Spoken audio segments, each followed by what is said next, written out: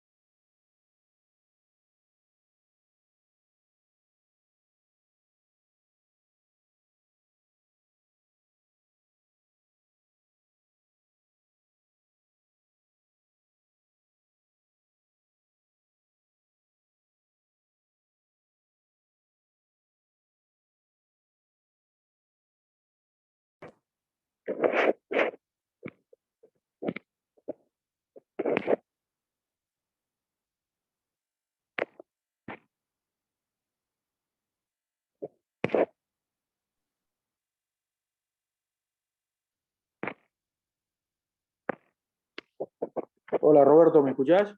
Ya estoy, ¿eh? Ahí estoy. Tuve un problema Ah, con la conexión, pero ahí estoy. A ver. sí, menos mal que no me fui Sí. porque cuando te quise pasar, no sé qué te pasó, que te desconectaste.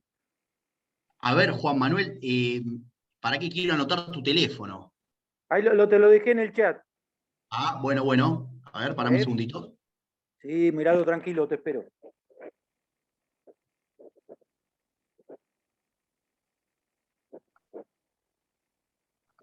Te lo paso otra vez, si no. Sí, por favor. Dale, ahí va.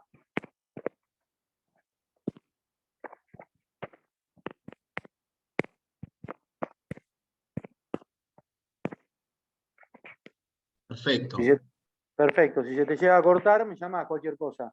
¿Eh? De primera, dale, y después te escribo y te dejo el mío. Muchas gracias. Dale, de nada. Disculpá, el otro día no hubo forma de alcanzar otra vez la operatividad, ¿viste?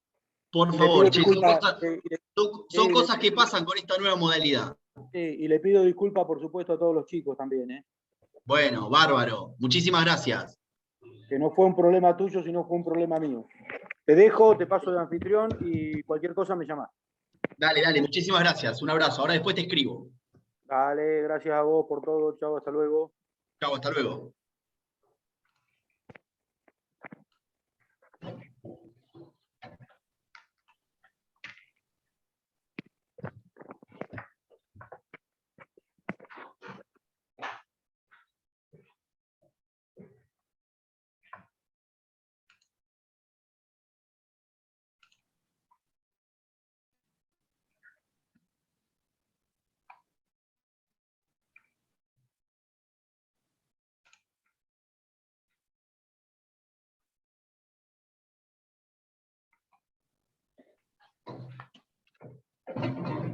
Hola, chicos.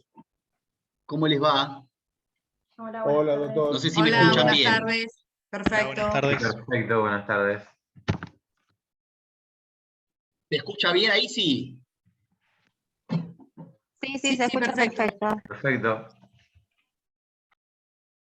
Bueno, bárbaro. Bárbaro. Bien, bueno, la clase pasada tuvimos un inconveniente en relación a la conexión, ahí lo decía Juan Manuel, un problema que nos excede a todos nosotros, son estas nuevas modalidades de dictado de clases que a veces, bueno, tornan imperiosa la necesidad de que funcionen las conexiones y estemos todos a tiempo haciendo las cosas que tenemos que hacer, porque si no, no se puede dar clase.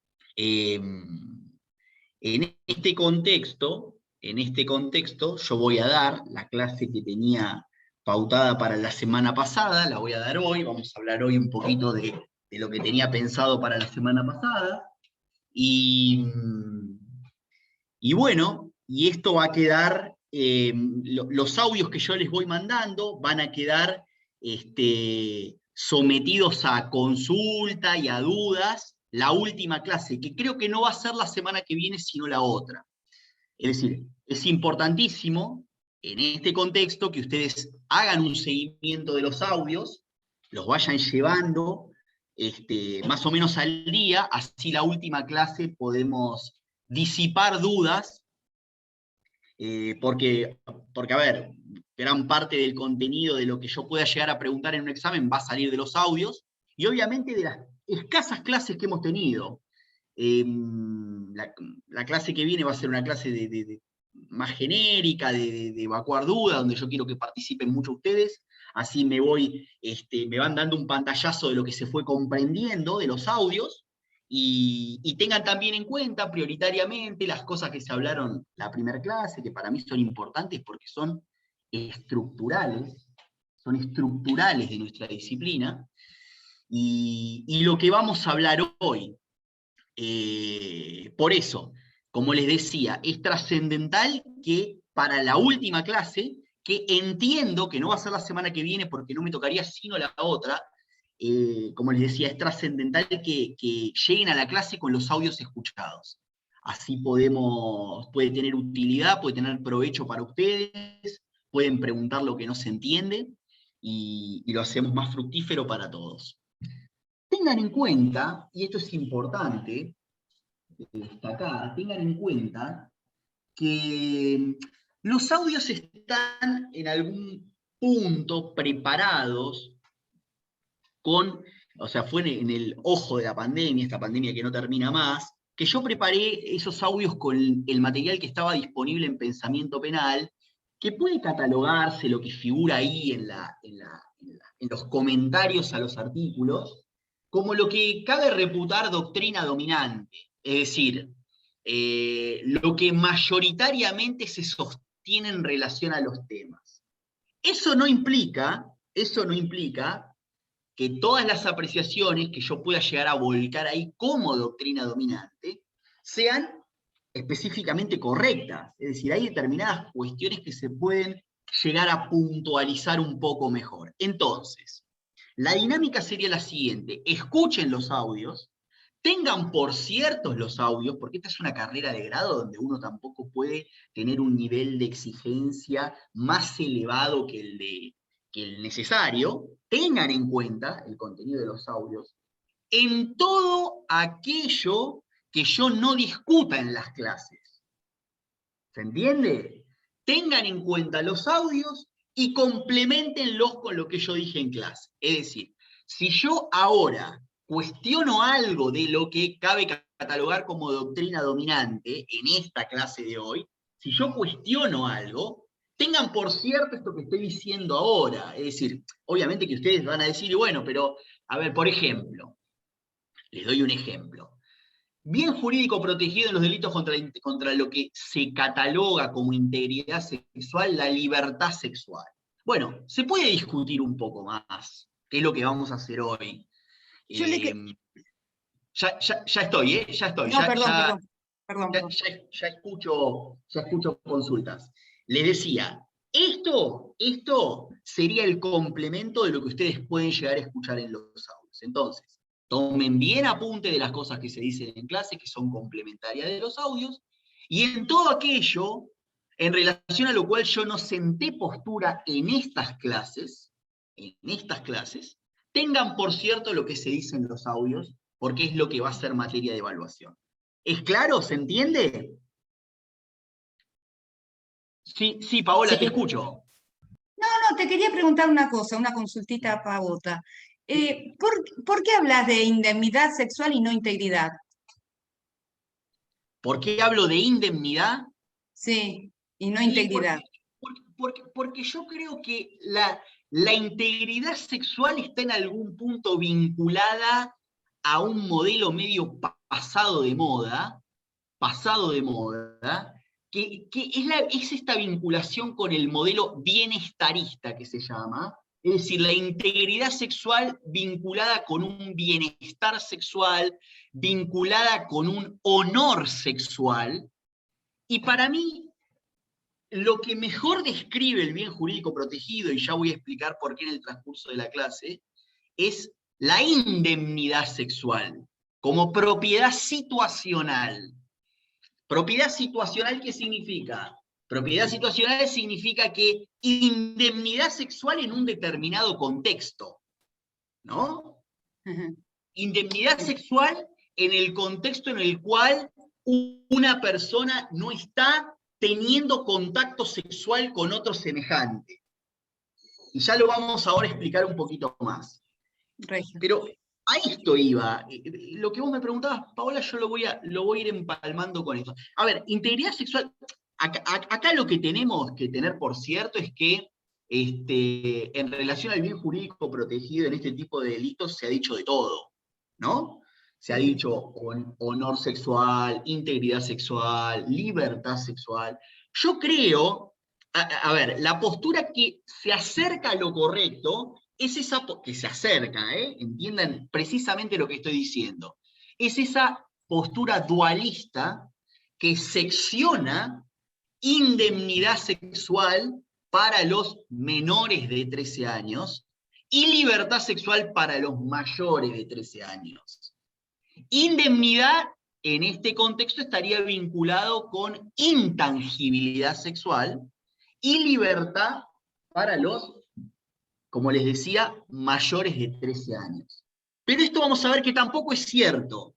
Es decir, se vincula se acerca a lo cierto, pero yo entiendo, mejor dicho, yo soy partidario de una postura monista, no dualista, es decir, para mí no hay dos bienes jurídicos acá, no hay libertad en relación a determinada franja etaria e indemnidad en relación a otra, sino que todo tiene que ver con la protección de la indemnidad sexual.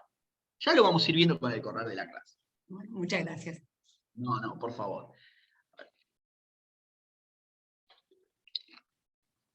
Yo les dije la clase anterior que soy partidario de el abordaje de nuestra disciplina desde la óptica de la teoría de las normas. Teoría de las normas, cuyo padre intelectual es Carl Binding, y en su momento lo que registró Binding es una disputa teórica con otro grande, con otro pope de nuestra disciplina, que escribió una monumental obra en el año 1906 y que no va a ser conocido por esta discusión con Binding, sino precisamente por haberle dado nacimiento en la teoría del delito a lo que se conoce como tipo penal, que es Ernst Belling, la disputa teórica Binding-Belling. ¿Qué decía Belling a la hora de discutir la teoría de las normas de Binding? Acuérdense ustedes, lo hablamos la clase pasada, pero lo refresco muy brevemente, que Binding marcaba dos tipos de normas. ¿Alguien recuerda más o menos lo que hablábamos de la teoría de las normas de Binding? ¿Alguien me puede tirar alguna línea? ¿Alguien recuerda algo? Y que Sí, se resumía en el nuevo de enfoque. imputación. Ah, no, perdón. ¿Cómo? No, A ver. Paola. no, está bien. No, que todo se reducía, o sea, en el nuevo enfoque, en normas de comportamiento y en reglas de imputación. Exacto. Pero, Paola, hay que a ese análisis sumarle esto que Binding llamaba ley penal, que es la norma de sanción. Es decir, norma de comportamiento para el ciudadano parado frente a la norma, y norma de sanción para el cuadro de funcionarios competentes para sancionar, que es precisamente el Poder Judicial. Las reglas de imputación están dirigidas no al ciudadano parado frente a la norma, en relación a lo cual solo están dirigidas las normas de comportamiento, sino precisamente al cuerpo de magistrados, que va a ser en definitiva, a través de las reglas de imputación, quienes puedan precisamente imputarle a una determinada persona el quebrantamiento de una norma de comportamiento penalmente reforzada por la norma de sanción. Es como un circulito. Norma de comportamiento, norma de sanción. Destinatario de la norma de sanción, el cuadro de funcionarios competentes. La norma de sanción, ustedes fíjense que tiene esto que se conoce como el tipo penal. El tipo penal y la consecuencia jurídica, que es precisamente la norma de sanción, la escala penal. La norma de comportamiento se deja determinar a través del tipo penal, pero justamente la crítica que Belling le hacía a Binding es: y bueno, ¿y dónde están las normas de comportamiento? ¿Dónde están escritas las normas de comportamiento? Entonces Belling lo que decía es: las normas de comportamiento son resistentes a cualquier proceso de individuación que pretenda hacerse en relación a las mismas. Es decir, Belling le decía a Binding: tu estructura es muy buena, está perfecto, yo coincido en que hay normas de comportamiento y normas de sanción. Ahora, las normas de comportamiento, como no están escritas, no se pueden individuar o individualizar. Y lo cierto es que ese trabajo, a pesar de ser un trabajo titánico, hay que hacerlo. Yo entiendo que las normas de comportamiento sí son individualizables a la hora de analizar los tipos penales. Digamos, nosotros de los tipos penales podemos, luego de un trabajo intelectual, advertir cuál es la norma de comportamiento que subyace a cada tipo penal. Binding, a quien yo admiro profundamente, ¿no? Binding se paraba en aquel entonces. O sea, fíjense ustedes, piensen que Binding escribió lo que escribió. El primer tomo de sus 4 tomos, que se llamaba La norma y su infracción, en alemán es Die Normen und ihre Übertretung, que es la norma y su infracción. En esos 4 tomos de Binding, el primero de ellos está escrito en el año 1872. O sea, Binding vio lo que vio en el año 1872, que es cuando nace su primer tomo de la norma y su quebrantamiento, que son 4.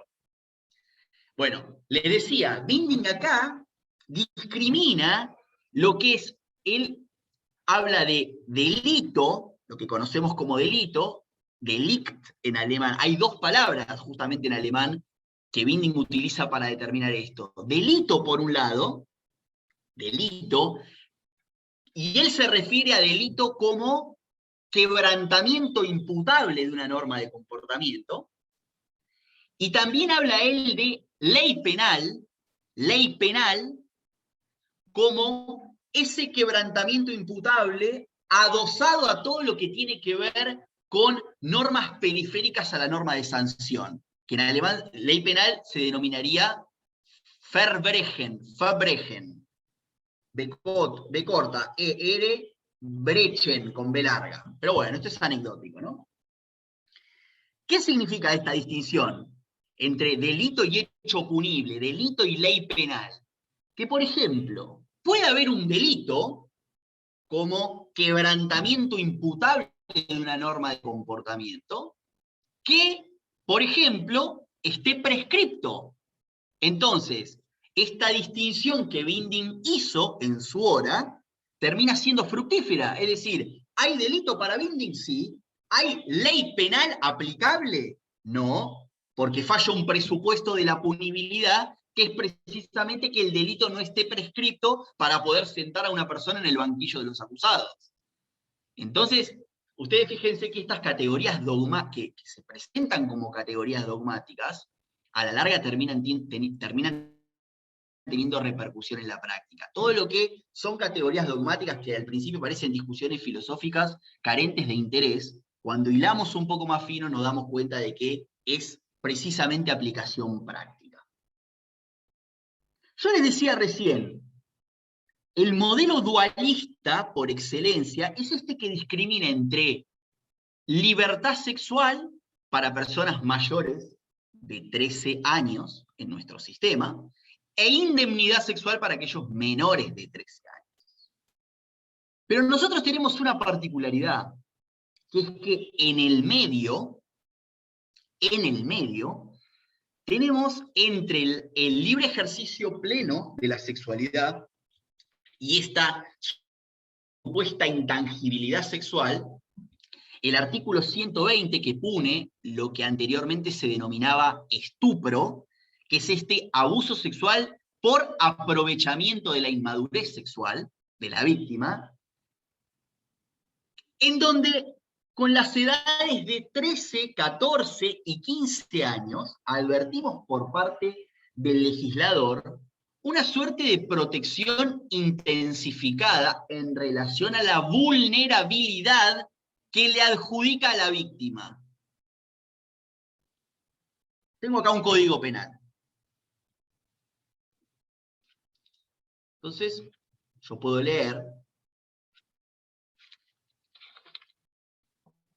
que dice el 120, será reprimido con prisión o reclusión de 3 a 6 años el que realizare alguna de las acciones previstas en el segundo o el tercer párrafo del 119 con una persona menor de 16 años, aprovechándose de su inmadurez sexual en razón de la mayoría de edad del autor, su relación de preeminencia respecto de la víctima u otra circunstancia equivalente, siempre que no resultara un delito más severamente penado. ¿No? Se vincula con el 119 y entonces del juego armónico entre ambos surge, al hablar de menor de 13 en el primer párrafo del 119 y hablar de menor de 16 en el 120, que en realidad el 120 se está refiriendo a personas cuya edad oscila entre los 13 y los 15 años, inclusive en ambos casos.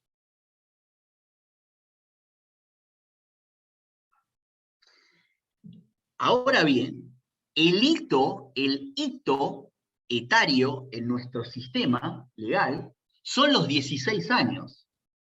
Pero se da la paradoja, ¿no? Son 16 años para el libre ejercicio pleno de la sexualidad por parte de una persona. Porque acá nosotros tenemos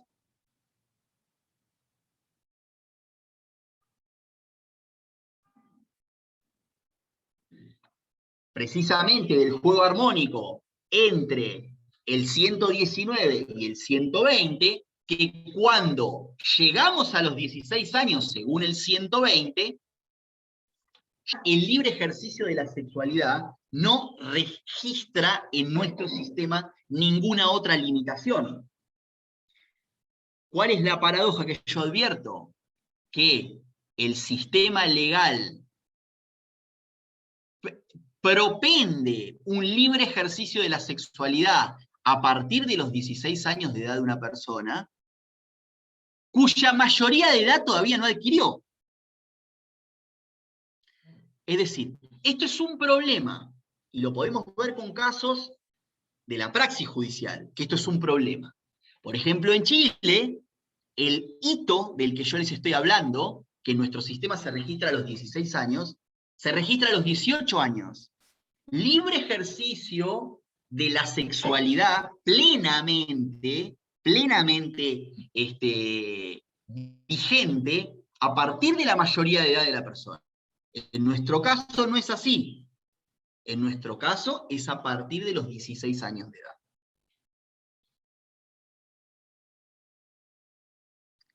Ahora, si nosotros viéramos que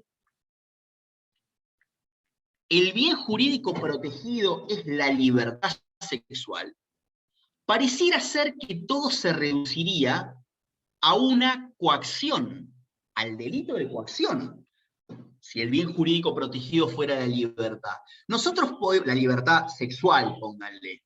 Nosotros podemos advertir en el 149 bis segundo párrafo, el delito de amenazas coactivas, será reprimido con prisión o reclusión de 2 a 4 años el que hiciere uso de amenazas con el propósito de obligar a otro a hacer, no hacer o tolerar algo contra su voluntad.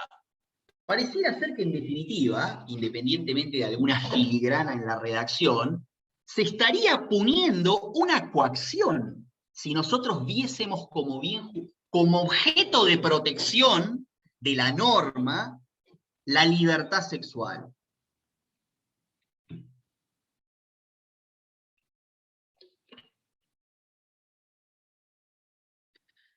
Pero, la paradoja también sería que la libertad sexual que se protege es solo la negativa, no la positiva. Se me ocurre, digamos, hay un ejemplo, ¿no? Hay un ejemplo. Si, grafíquense esta situación, una pareja aguardó la noche de bodas para tener relaciones por primera vez, se casaron, van a tener relaciones por primera vez en la noche de bodas, y aparece el novio celoso de la mujer, munido de un arma de fuego, y los amenaza para que no tomen contacto corporal uno con el otro en la noche de bodas. En ese contexto y en ese ejemplo, pareciera ser que la libertad sexual positiva de los cónyuges se vio afectada. Pero a nadie se le ocurriría punir ese comportamiento como un delito contra la libertad sexual o indemnidad sexual, o libertad sexual, para seguir con el topos de la libertad. Entonces, ¿qué significa eso? Sí, en realidad, o en rigor, lo que el tipo penal protege, o lo que los delitos aquí estudiados protegen son la libertad sexual negativa y no la libertad sexual positiva, como da cuenta el ejemplo que acabo de relatarles, entonces es que la conclusión que se impone es que la libertad no es idónea para determinar el bien jurídico protegido que oficia de, precisamente, objeto de protección. Vamos a detenernos ahora, en esta evolución que voy a hacer, en lo que tiene que ver con el abuso con acceso carnal, receptado en nuestro sistema en el 119, párrafo tercero. 119, párrafo tercero. Que se los voy a leer.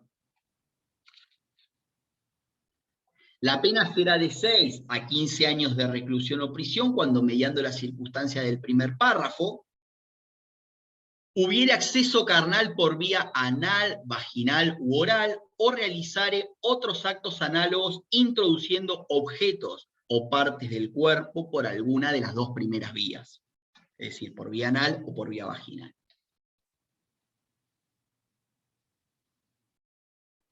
Los dos autores que han escrito en conjunto y se han ocupado más detenidamente del tema en la literatura anglosajona, son Gardner y Shute, John Gardner y Stephen Shute.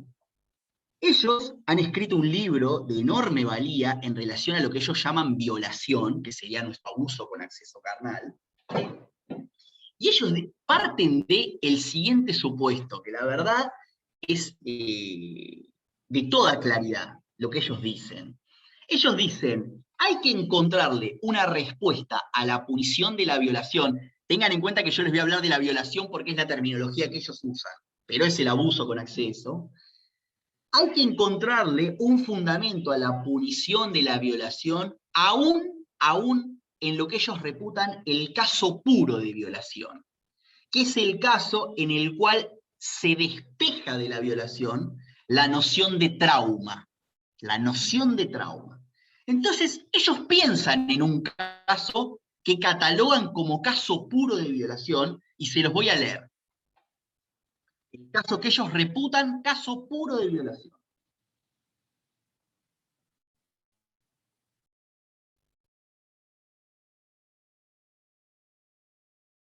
Dice, asúmase, se los voy a leer textual, para no faltar a la verdad ni en una palabra, que la violación ha tenido lugar sin que la víctima jamás haya tomado noticia de haber sido violada, al haber estado, por ejemplo, ebria o drogada hasta el punto de la inconsciencia durante el desarrollo de la penetración. 2. Que el autor tenía puesto un preservativo eficaz y en buen estado, de modo tal que cualquier riesgo de que el coito llevase aparejada alguna consecuencia fisiológica o en su caso reproductiva para la víctima, hubiera quedado neutralizado. Y 3, que el autor resultó muerto a raíz de un incidente del todo inconexo con la violación en cuestión, antes de haber tenido posibilidad alguna de revelar lo acontecido a otra persona. Si quieren se los vuelvo a leer. ¿Lo entendieron o se los vuelvo a leer? Quiere decir como que hay violación, pero no se genera una consecuencia que estaría re mal de pensarlo así. Ellos presentan este caso como un caso que le llaman puro de violación. Es decir, un caso de violación en el cual no es pasible asociar un trauma para la víctima. Como que la víctima no se entera, ¿no? Exacto. La víctima jamás tomó noticia de haber sido violada. Por ejemplo, por haber estado bajo los efectos del alcohol o de estupefacientes, hasta el punto de la inconsciencia durante el desarrollo de la penetración. El autor tenía puesto un preservativo eficaz y en buen estado, de modo tal que cualquier riesgo de que el coito llevase aparejada alguna consecuencia fisiológica, o en su caso reproductiva para la víctima, hubiera quedado neutralizado. Y 3, el autor resultó muerto a raíz de un posibilidad de revelar lo acontecido a otra persona. Caso puro de violación le llaman. Ellos dicen, Gardner y Schutte, dicen, tenemos que encontrarle respuesta jurídica a la punición de ese caso puro de violación. ¿Por qué ese caso es punible?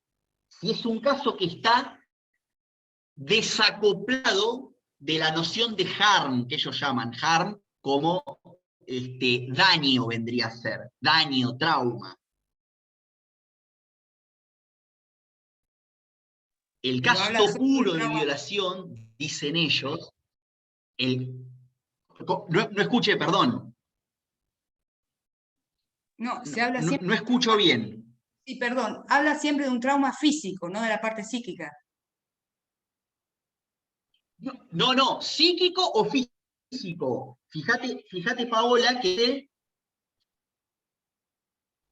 dice, traiga Puede ser. aparejada alguna consecuencia fisiológica, asumiendo también asumiendo, o sea, físico y psíquico, Sí. y reproductiva. O sea, todo. O sea, que Claro, no pero- deje ningún tipo de consecuencia porque Claro, la pero víctima no no se entendí. enteró.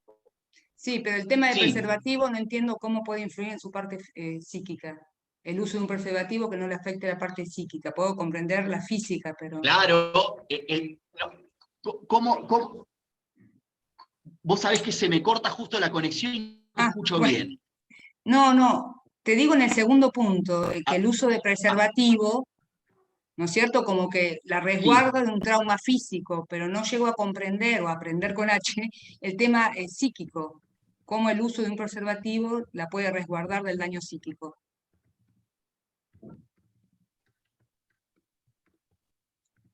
No. Es que acá, en este caso puntual, en este caso en particular del caso puro de violación, hay que tomar estos tres elementos como juntos, como que todo se da en el mismo caso. Es decir, fíjate en relación a la cuestión de la secuela psíquica que pudiera llegar a quedar, que ellos en el primer punto dicen, sin que la víctima jamás haya tomado noticia de haber sido violada, al haber estado ebria o drogada hasta el punto de la inconsciencia durante el desarrollo de la penetración. Perfecto. ¿Se entiende? Sí, Es sí, decir, ella no sabe que fue violada, ella o él. Pensé que Esta, eran la víctima puede ser alternativas. hombre o mujer. Sí, pensé Entonces, que era como alternativas. Ok. es un caso en el que todo se imbrica, los tres Perfecto. puntos se imbrican. Gracias. No, es todo junto, es todo junto. Bien, Un caso en el que gracias. se dan los tres supuestos de modo conjunto. ¿Se entendió ahí? Se me corta un poco la conexión, ¿no? Sí, muchas gracias. Bueno. Entonces, les decía,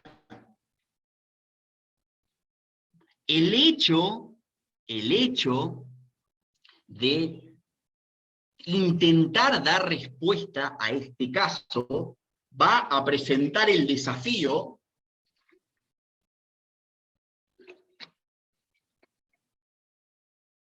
de ver qué es lo que resulta interesante en relación a la violación y a su objeto de protección. Ellos dicen, hay que encontrarle respuesta a la punición de este caso puro de violación. ¿Entendieron bien el caso, no? ¿Se entendió bien?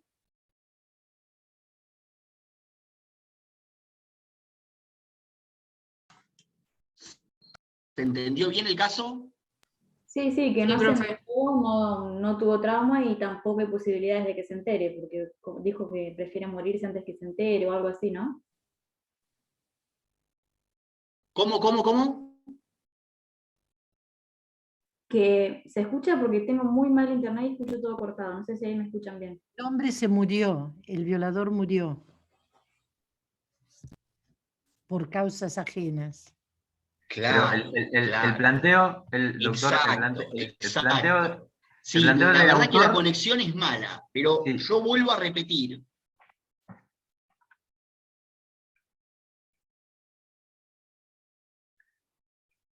Doctor, el ¿Cómo, planteo del cómo? No autor, escucho, perdón. el planteo del autor que leyó en ese caso, ¿qué sería? ¿De que no encuentra él un daño físico o un daño psicológico por las consecuencias que él plantea? El haber usado preservativo, el haberse muerto y que no haya posibilidad de que nadie se entere, si la víctima obviamente no lo dice, que la víctima no lo estaría diciendo porque estaba drogada o alcoholizada.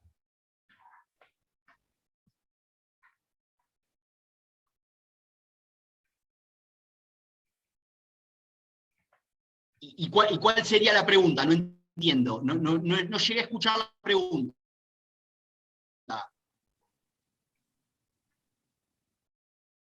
Por eso, que no se entiende bien cuál es el planteo del autor, en este caso, en Fue el ese profe. ejemplo.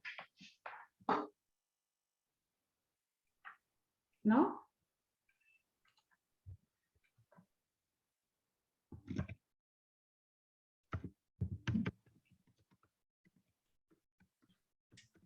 Se le salió.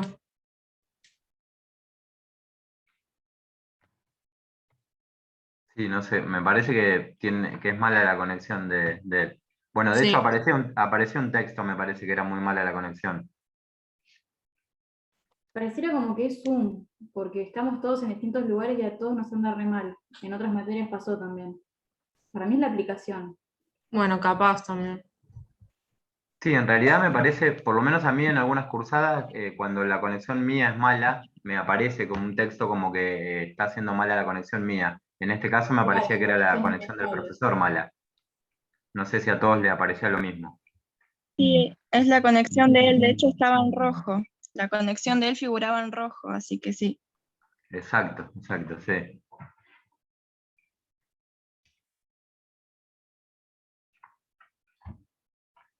Lo que no sé es que si para volver, él vuelve o tenemos que salir. No volvió. No. Ahí se lo ve, pero no se lo escucha. Ya ahora. Ahí está.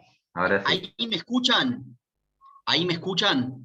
Sí, se te escucha. Perfecto. La verdad que, chicos, es un suplicio tanto para ustedes como para mí dar las clases así. La verdad que es durísimo, es durísimo. A mí se me hace muy, muy difícil. Pero bueno, trato de ponerle la mejor voluntad. ¿Me escuchan ahí? Perfecto.